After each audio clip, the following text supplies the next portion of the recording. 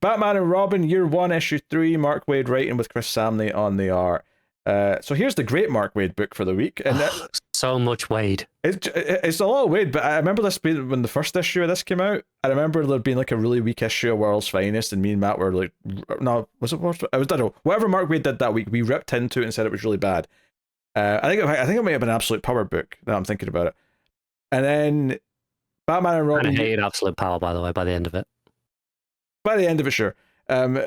But then we read issue 1, or we talked about issue 1 of Year 1, Batman and Robin, and was like, this was phenomenal, though. What the hell? This is so much better than everything else he's writing right now. What's happening? I'm so confused, because how much of this is Waid and how much of it is Samnee? Like, I don't know. Like, the writing, like, if I'm trying to separate it, I think the writing in this is objectively better than every other Waid book this week, by a country mile. Oh, easily. But then it's elevated. Like, this is also the best artist he's paired with. Oh, for sure. Yeah. This is wonderful. Issue 1 was great. I love how they're really doing the, like, Batman is getting as much to learn about working with a teammate as Robin does, and he's making mistakes, and that's fascinating to throw those little moments in there. I love the playing with the criminal bad guys, this new villain that he's setting up that's trying to take out all the other gangs. Cool. I love the reveal in issue 2 that Clayface was involved. I thought that was a really cool little moment. So all that stuff's working for me. I think this issue, takes all that stuff and advances it. We have basically the main bad guy is using Clayface to make all the gangs think that they're all attacking each other and like betraying each other. And that's what the first few pages are really setting up, is that he's looking like a Falcone as he attacks a Maroni van and so on and so on. And Bruce is very confused. Like, why do these people not make any attempt to cover themselves up? Yeah. And even like when they sneak in, when Batman and Robin sneak in to listen to I think it's the Falcones or kidnap someone to say, hey, we know that couldn't have been him that did that because he was with me in a different city that day, so we know it's bullshit. And they're all claiming innocence, and they are all innocent because none of them did this. So I think that's a really fun plot. The first half of this book is like basically just going through a lot of those scenes of like Clayface doing these crimes and how he's betraying different people, and the art is really gorgeous and just has a really nice kind of very noir, pulpy feel to it. Samnee doing Samnee things. It just looks great. Yeah, so and Alfred's getting pissed because Bruce keeps talking about the case, and Alfred's trying to talk about Dick because he's in his room, he's lounging about, he's been a bit of... He's been a teenage boy, basically. I think he's technically a bit young for that, but yeah. Hey, having your parents both murdered in front of you makes you grow up faster. Ages you prematurely, yeah. Actually, this whole scene made me chuckle a little bit. Like, Bruce down here, like, being like, this, no makeup, no sex, why? All I could think when I'm reading this is Daniel Craig and Knives Out. I'm like, makes no sense. Compels me, though. That just sums up this entire scene for me. Yeah. Well, and it works as well, because this is presumably the first time that he's ever encountered Clayface, so he's not jumping to shapeshifter, like, immediately. In a way that an older Batman might. I did like the idea, though, that Alfred's like, hey, you're expecting him to be like you, but he's not like you. You were born 25 years old. You were so like self-disciplined in this really obsessive way immediately after your parents died. He isn't that, though. He's still a kid. He's still acting like a kid. He needs routine. He needs discipline. He needs all these things.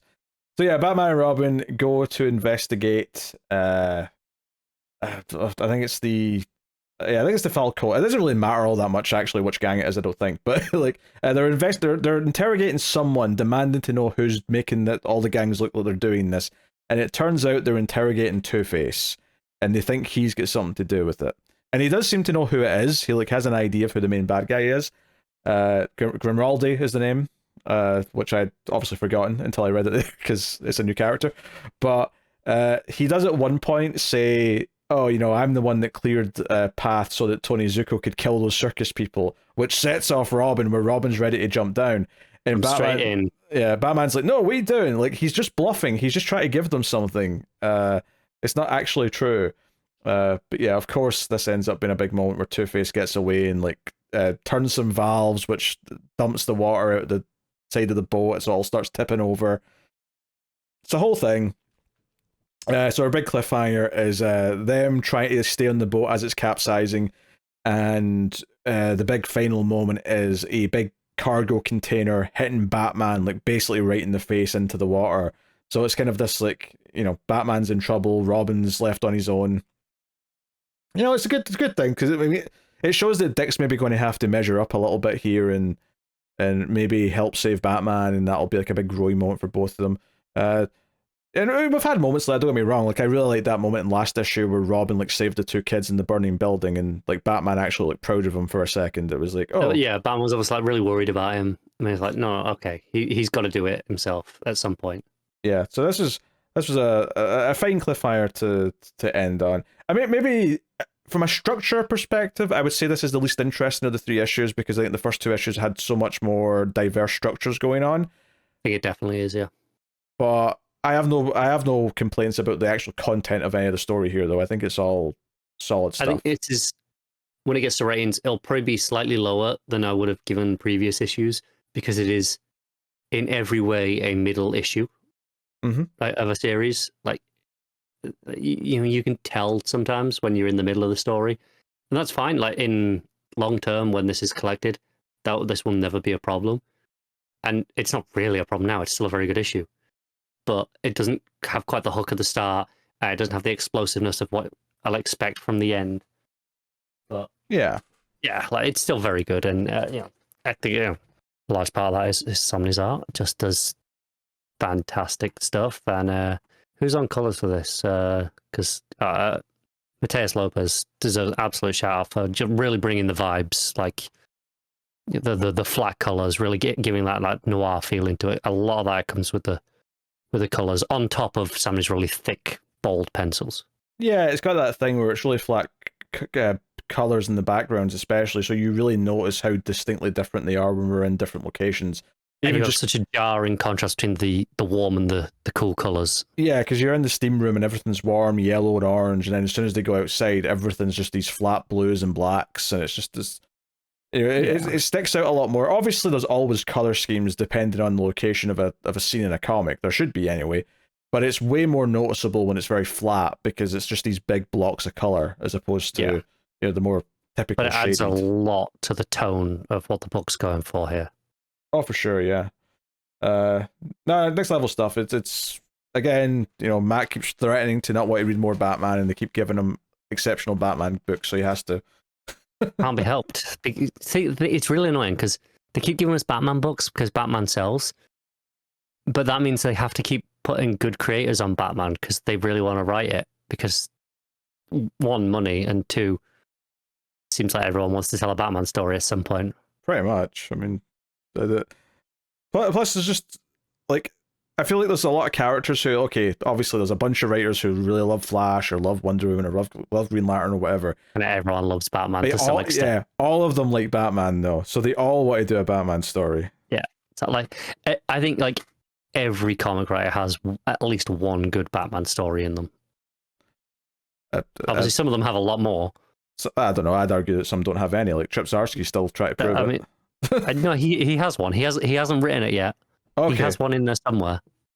No, I tell a lie. He has written his good Batman story. He wasted it on Daredevil.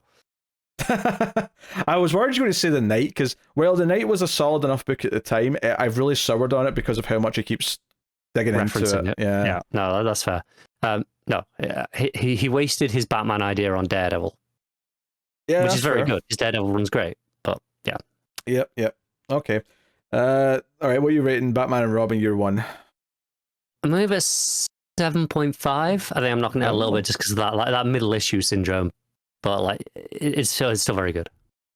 Yeah, I'm on 8.5 on this. Like, I think again, I probably I think the last couple issues I was giving 9s and maybe even 9.5s to. I can't remember, but this is a little bit less structurally interesting for sure. Yeah, but it's still gorgeous. It's still tonally is working for me. It's still all the like I as much as it took up half the issue, I really enjoyed seeing the Clayface messing with all the gangs and all the different ways that he was doing that. It was a good, because it was such a big reveal last issue. It felt justified, even though it messed with the structure a bit, to spend time on it this issue to really show, okay, here's more to that, because that was the big thing they left you on. So that's fair.